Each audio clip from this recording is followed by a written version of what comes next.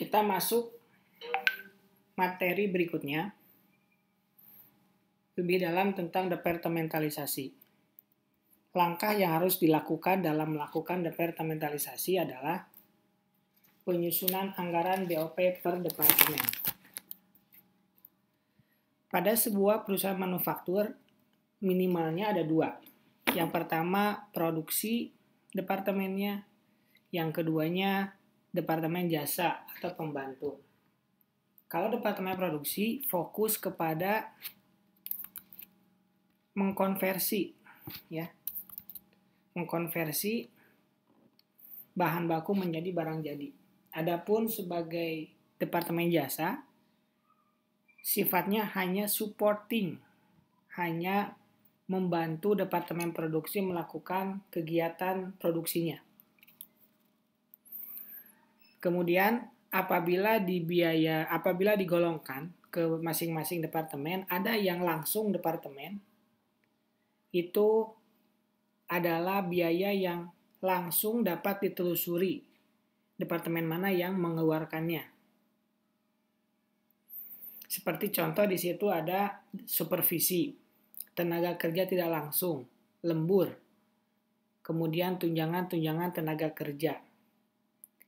Itu langsung bisa ditelusuri, misalkan supervisi bagian produksi atau departemen produksi pemotongan atau departemen pemotongan.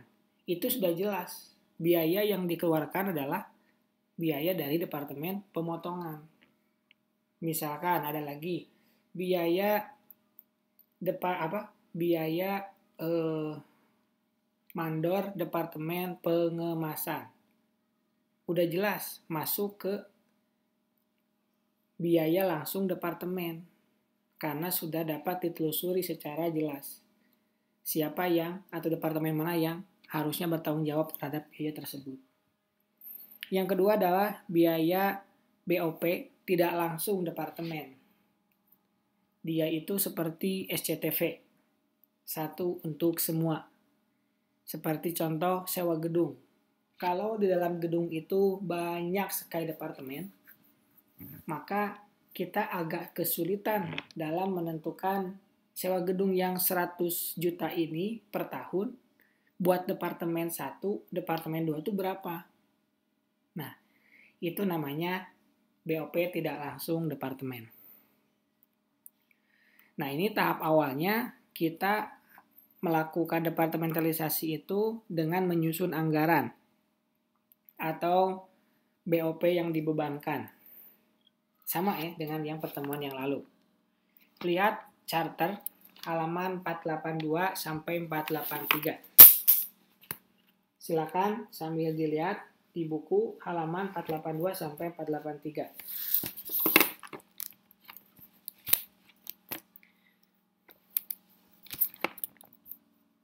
Kalau sudah, kita bisa lihat di sini. Di sana itu the with product.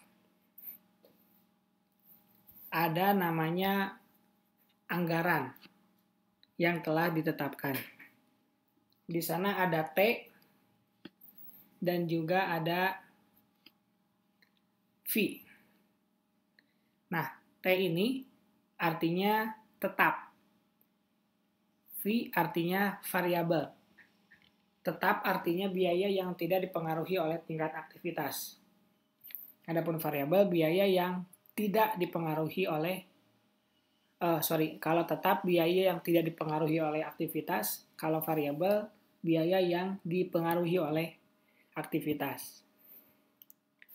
Di sini kalian bisa lihat untuk pemotongan di bagian penyelia itu di departemennya ada dua ya. Di sana ada dua departemen. Yang pertama departemen produksi, yang kedua departemen jasa.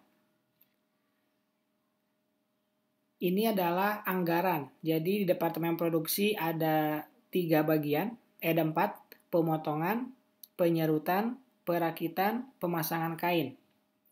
Departemen jasa juga ada 4, penanganan bahan baku, inspeksi, utilitas, dan umum.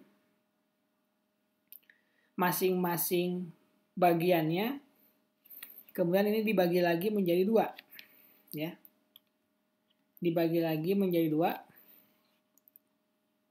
yaitu biaya langsung departemen, yang ini, sama biaya tidak langsung departemen.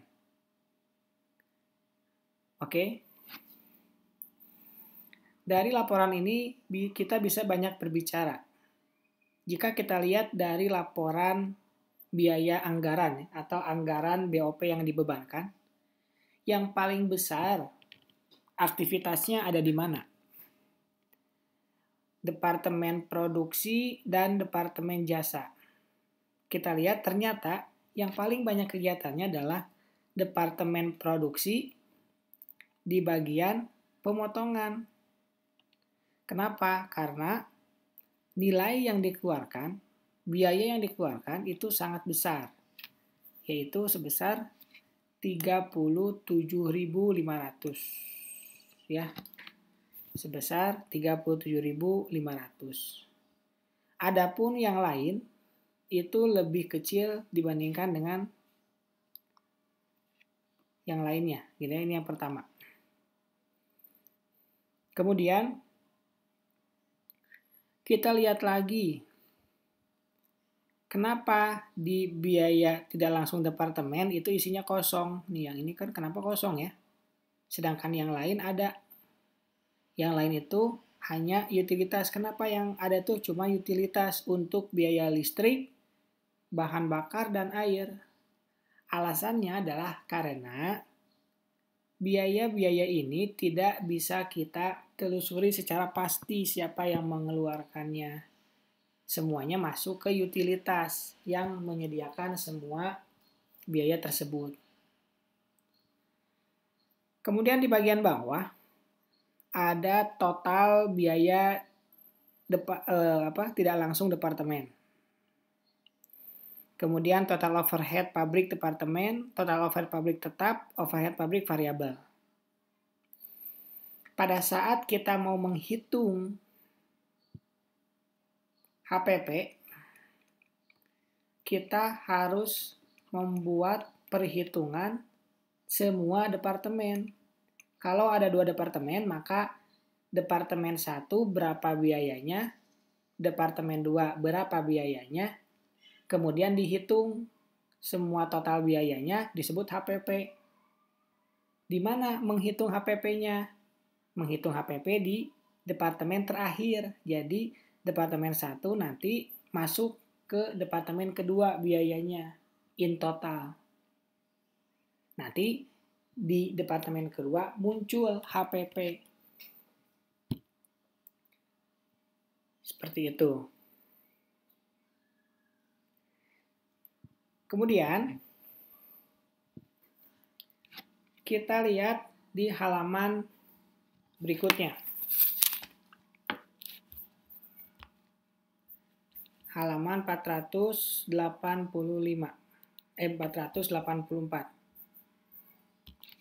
Tapi sebelum ke halaman 484, perlu diinformasikan bahwa informasi semua ini given ya, atau diketahui di soal. Kita hanya tinggal menjurnal saja ya. Kita hanya tinggal menjurnal saja.